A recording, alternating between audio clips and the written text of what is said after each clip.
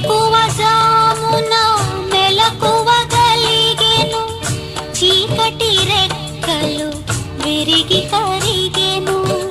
నీతి సూర్యుడే మేలుకొలిపెను, ఆత్మదీపమే ఆరాధించెను. వేకువజామున మెలకువగలిగెను, చీకటి రెక్కలు విరిగి కరిగెను. నీతి సూర్యుడే మేలుకొలిపెను, ఆత్మదీపమే ఆరాధించెను.